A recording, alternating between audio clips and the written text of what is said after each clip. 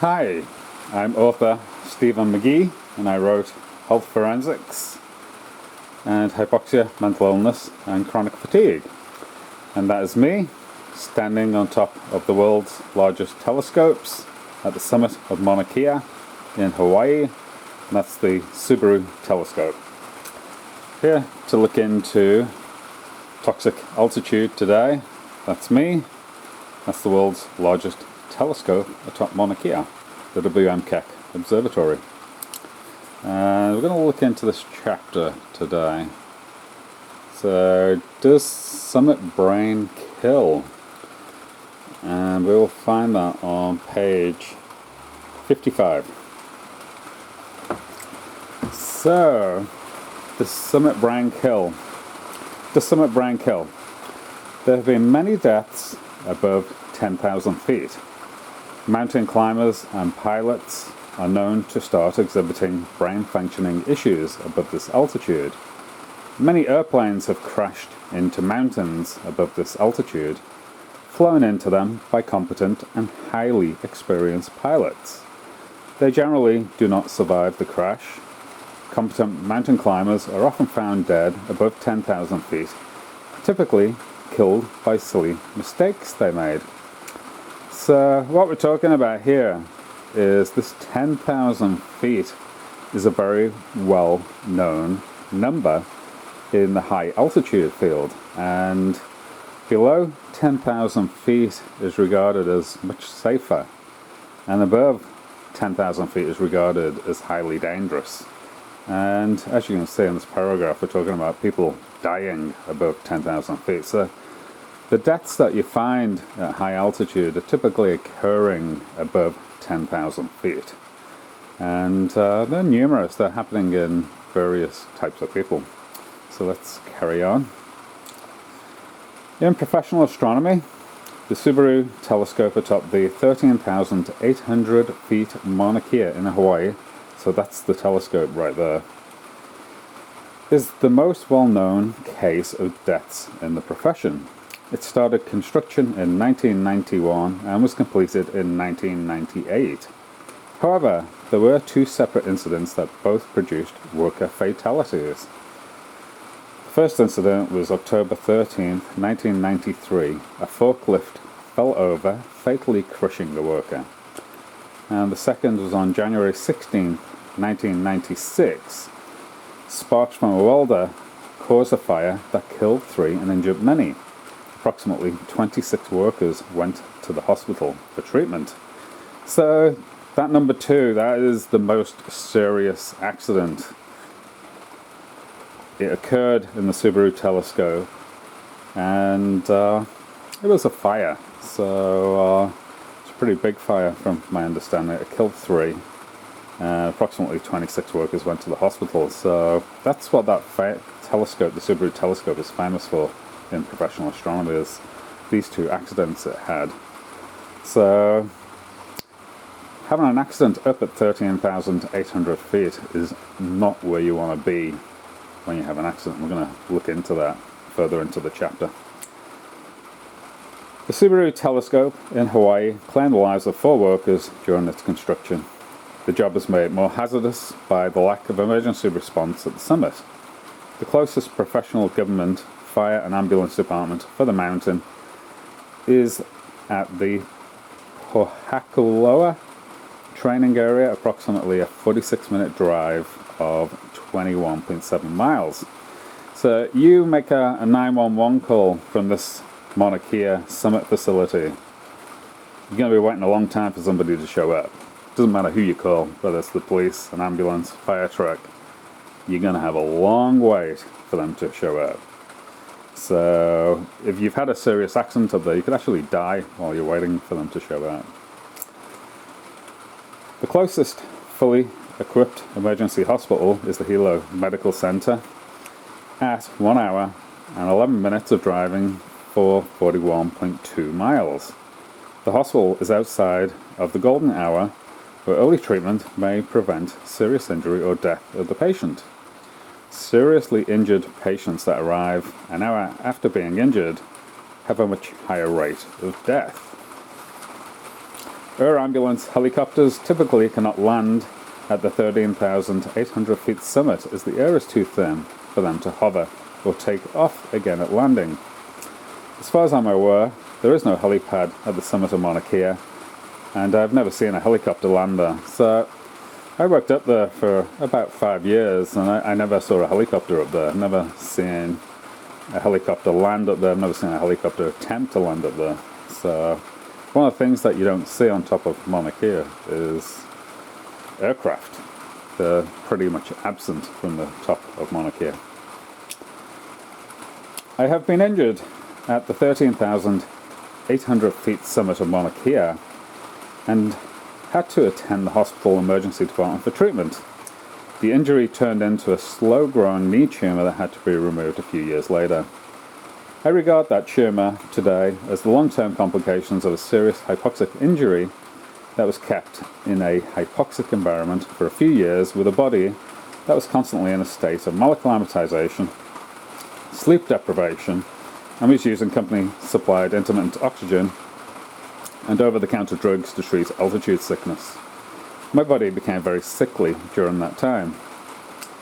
So this was my personal experience up there. So I fell over on a metal grating. Actually, it almost fell off the telescope, and it would have been about a 10-meter fall from my understanding. I tripped on some railings that were in the ground and almost fell through the emergency guard railings that are there to stop you from falling off. They have very large gaps that you can fall through. The gaps are big enough for a human to go through, and I tripped and stumbled and almost fell off what they call the Naismith deck on the W.M. Keck Observatory telescope, and I ended up with my head and my shoulders hanging off the deck. My body stayed on the deck, but I went through the railings, and my head, my shoulders were off, and my radio, I'd forgotten to clip it onto me that day, and my radio popped out of my pocket and fell off the deck. And I was actually, because I was hanging off the deck, I actually watched my radio fall to the floor and smash into pieces. So my radio smashed into pieces when it hit the ground below. It was concrete floor below. So accidents do occur up there, and I had that was my particular accident that I had. But I hit my knee on a metal grating when I fell, in both knees, and then the right knee slowly grew a tumour in the following years that I had to get surgically removed. And that surgical removal of my tumour seemed to trigger harassment from the management team. The management team started to take me into harassment meetings, and it was clearly discussed with me. One of the reasons I was in these harassment meetings was because I had taken time off to have surgery on my knee. So those harassment meetings were for my voluntary resignation. So they took me into numerous voluntary resignation meetings, and I never gave my voluntary resignation. I left because of the harassment in part.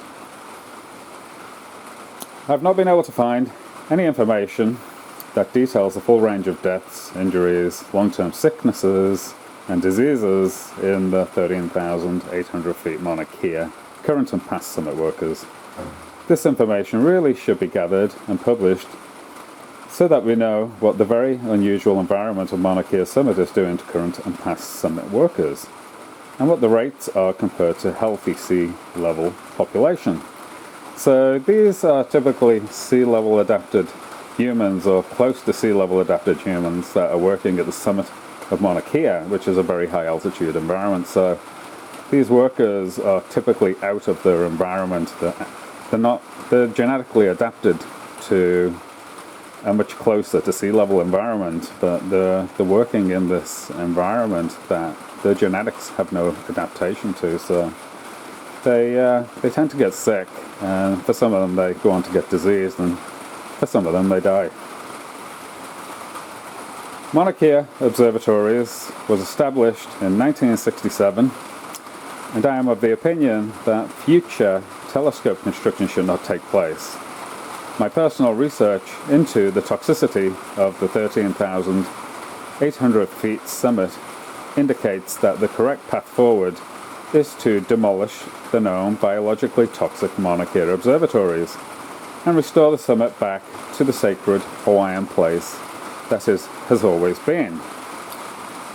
The Wikipedia article, Mauna Kea, states, in Hawaiian religion, the peaks of the island of Hawaii are sacred. An ancient law allowed only the high-ranking elite to visit the peak. Ancient Hawaiians living on the slopes of Mauna Kea relied on its extensive forests for food and quarried the dense volcano-glacial basalts on its flanks for tool production. The 5 volcanoes of Hawaii are revered as sacred mountains, and Mauna Kea's summit, the highest, is the most sacred. For this reason, a kapau, an ancient Hawaiian law, restricted visitor rights to high-ranking elite.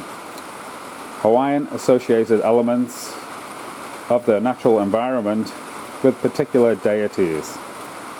In Hawaiian mythology, the summit of Mauna Kea was seen as the region of the gods, a place where benevolent spirits reside. Poliahu, deity of snow, also resides there. Mauna Kea is an abbreviation for Mauna Wakea and means White Mountain, in reference to its seasonally snow-capped summit. Around AD 1100, natives established adze quarries high up on Mauna Kea to extract the uniquely dense basalt generated by the quick cooling of lava flows meeting glacial ice during subglacial eruptions to make tools. Volcanic gas and volcanic glass and gabo were collected for blades and fishing gear, and mamane wood was prepared for the handles. At peak quarry activity after AD 1400, there were separate facilities for rough and fine cutting, shelters with the food, water, and wood to sustain the workers, and workshops creating the finished product. Lake Waiau provided drinking water for the workers. Native chiefs would also dip the umbilical cords of newborn babies in its water to give them the strength of the mountain. Use of quarry declined between this period and contact with American and Europeans. As part of the ritual associated with quarrying, the workers erected shrines to their gods. These and other quarry artifacts remain at the sites, most of which lie within what is now known as the Mauna Kea Ice Age Reserve. So that article, you'll find it on Wikipedia. It's called Mauna Kea. So this is a shortened version of it. And that lake that they're talking about, Lake Waiau, that is just below the summit. There's actually a big lake up there, and it's very, very sacred to the Hawaiians, and it doesn't take too long to walk to it from the summit. Regarding pilots, there are 2 famous pilots that turned into mass murderers. So Stephen Craig Paddock was an American mass murderer who participated in the 2017 Las Vegas shooting.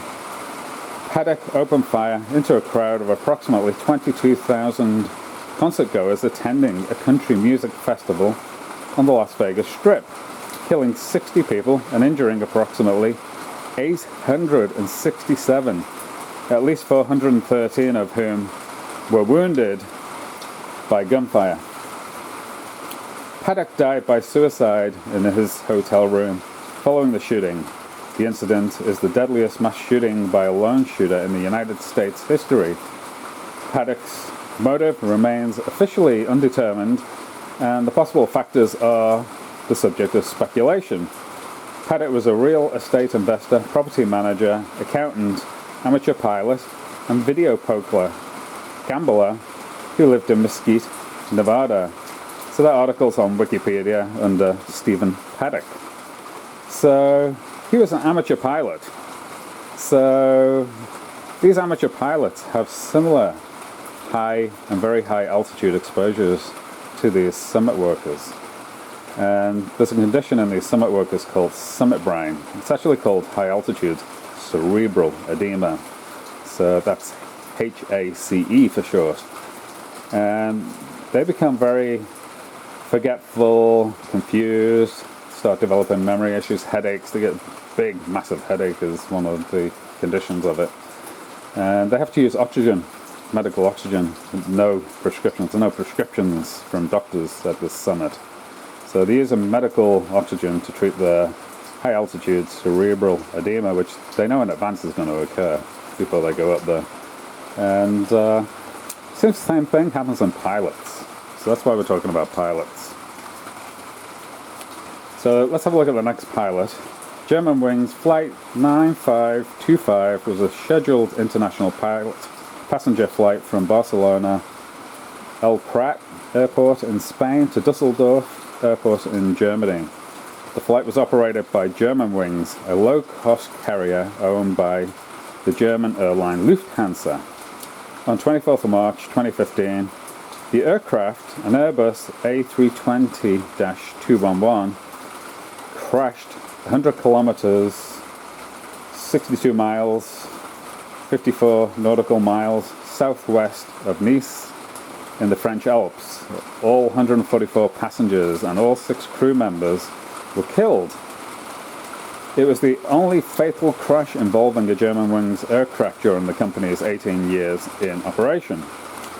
The crash was deliberately caused by the co-pilot Andreas Lubitz, who had previously been treated for suicidal tendencies and declared unfit for work by his doctor.